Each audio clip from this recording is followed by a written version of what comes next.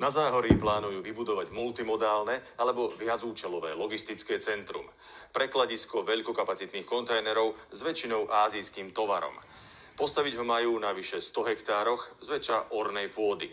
Samozrejme, že to poznačí tú krajinu, to je bez debaty, ale my sa musíme pozerať na vec tak, že žijeme v 21.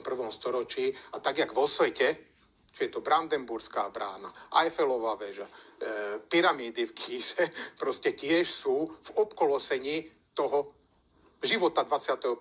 storočia. Tento projekt začal v tom roku 2015, kedy sa ten potenciálny investor prihlásil. Bolo to odprezentované a na základe toho hlasovacím procesom sa potom podpísalo memorandum o spolupráci. Bolo trošku vákuum. Celá táto, nazvime to, kauza tohto projektu je už dneska silno spolitizovaná. Čo sa týka samotného investora, takí investori sa objavia raz za 20-30 rokov. Človek musí byť aj vizionár do budúcnosti. Keď sem prídem ako cyklista, čo uvidím z tejto cesty? Teraz to vidíte pole, áno. A z tejto cesty tu by mal byť pre tých cyklistov nadjazd. Čiže tu uvidím kontajnery a žeriavy. To vidíte vy, ja nie. Zatiaľ ich tu nevidím. Áno, ja preto takto reagujem, áno. No dobré, ale keď si to má človek predstaviť, tak čo si má predstaviť? Uvidí z tej cyklocesty tie kontajnery a žeriavy? Tá cyklotrasa je až hen tam, áno, a vidíte, že je oddelená tými krovinami a drevinami, áno, no možno, že uvidí. Tie kontajnery majú byť maximálne do výšky 4 kontajnerov. Investor ponúka obchvat mesta od Bratislavy, od Kútov, 400 000 dane z pozemku a z tých stavieb. A čo je najdôležitejšie, 500 primárne zamestnaných ľudí a sekundárne možno 1000-1500. Projekt prekladiska prezentuje česká firma DOE Europe SE prostredníctvom dcérskej spoločnosti MLC Holíč. Tá sídli v priestoroch Domu kultúry, ktorý patrí mestu. Aký vplyv by malo MLC na kvalitu života občanov?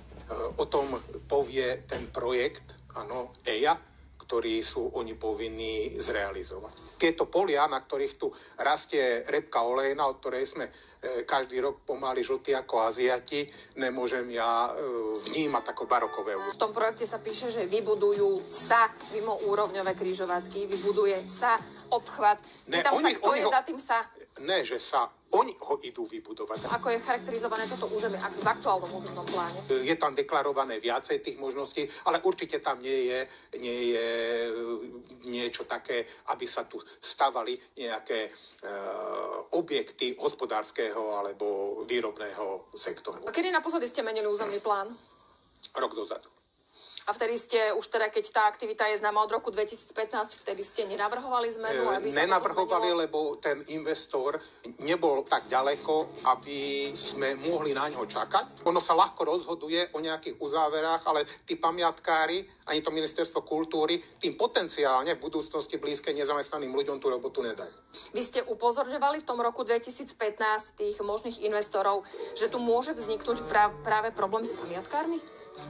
S pamiatkármi vzniká problém všade.